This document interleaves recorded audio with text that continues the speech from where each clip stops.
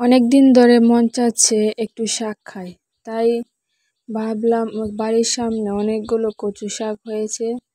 এখানে দুই জাতের কচু শাক রয়েছে, কয়েকটি কালো কয়েকটি সাদা, কিন্তু কালোগুলা খেতে অনেক মজা হয়।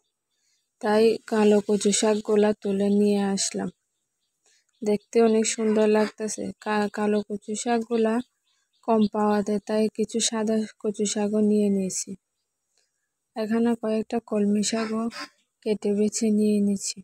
সবসময় মাছ মাংস খেতে ভালো লাগে না, মাঝে মাঝে এরকম শীতল দিয়ে তরকারি এবং শাক খেতে খুবই ভালো লাগে। তাহলে যেমন পুষ্টিও পাওয়া যায়, তেমন মুখের রুচিও বাড়ে। কলমি শাকগুলা কুটে বেছে পরিষ্কার করে, এই যে এগুলো হচ্ছে বাঁশপাতা শীতল দিয়ে আজকে এই তরকারিটা রান্না করব। সেখানে মরিচ, হলুদ, রসুন, একটু ধনিয়ার গুঁড়া আর কয়েকটা লাঠি মাছ কেটে নিলাম। মাছ দিয়ে শীতল দিয়ে খেতে অনেক ভালো লাগে। শীতলে তো অনেকটা কাটা হয়, তা আবার শাক দিয়ে রান্না করব। শাকের সাথে কাটাগুলা মিক্সকার হয়ে যাবে, তাই সবগুলা শীতলগুলা জাল দিয়ে তারপরে এইভাবে জাল দিয়ে সিদ্ধ করে নিয়ে নিলে, এখানে আমি 4টা শীতল নিয়েছি। শীতলগুলা জাল দিয়ে পানি বের করে নিলে কাঁটাগুলা তেমন হয় না, তরকারিটা খেতে অনেক শান্তি পাওয়া যায়। এদিকে কথা বলতে বলতে আমার কচু শাকগুলা সিদ্ধ করা হয়ে গেছে। সিদ্ধ করে ভালোভাবে পানিগুলা ছেঁকে নেব।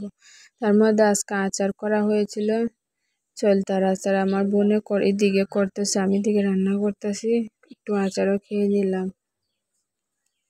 এই যে তরকারিটা সুন্দর করে জাল হয়ে গেছে, এখানে একটু নেড়ে চেড়ে সুন্দর করে দিয়ে দেব। উলট পালট করে দিলে তরকারিটা অনেক মজা হয় খেতে। এদিকে কচু শাকগুলো পানি আমি ছেঁকে নেব। পানি দিয়েও খাওয়া যায়, কিন্তু পানি ছেঁকে খাইলে তেমন একটা গলায় ধরে না।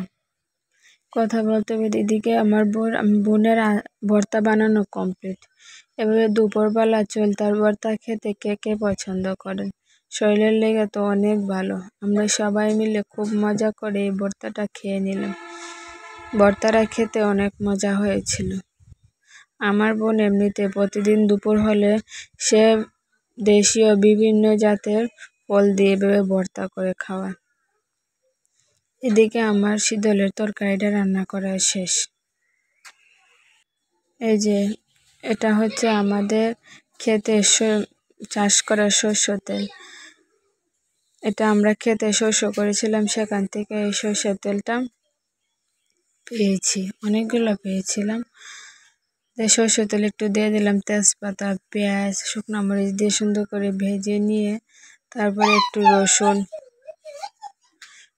দিয়ে সুন্দর করে কষিয়ে নিয়ে ভাজা ভাজা করে কষিয়ে নিয়ে এখানে মরিচের গুঁড়া, হলুদের গুঁড়া, তারপর একটু লবণ, তারপরে একটু জিরে আর একটু গরম মশলার গুঁড়ো দিয়ে সুন্দর করে কষিয়ে নিব।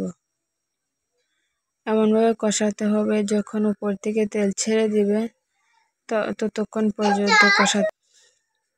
মশলাটা থেকে অনেক সুন্দর ঘ্রাণ বেরোচ্ছিল। এভাবে কষিয়ে রান্না করলে কচু শাকটা খেতে মজা হয়। আরও অনেক রকমভাবে রান্না করা যায়, তবে আমরা এরকম করে রান্না করি। সাথে কিছু বুটের ডাল সিদ্ধ করে দিলেও খেতে অনেক মজা হয়, বা শিমের বিচি সিদ্ধ করে দিলেও খেতে অনেক মজা হয়। কিন্তু আজকে আমার একটাই ছিল না ঘরে, তাই আমি কিছু দিলাম না, আমি এভাবে রান্না করলাম। এই পর্যায়ে আমার রান্না করা শেষ। একটু খেয়ে দেখলাম, অনেক মজা হয়েছিল। দুপুরের খাবারটা খেয়ে নিলাম। আজকে এই শাকটা দিয়ে পেট ভরে ভাত খেয়েছি, অনেক মজা হয়েছিল খেতে। এভাবে আপনারাও খেয়ে দেখবেন, নিজের বাড়ি থেকে কচু শাক তুলে খাওয়ার মজাই আলাদা। আপনারা সবাই ভালো থাকবেন।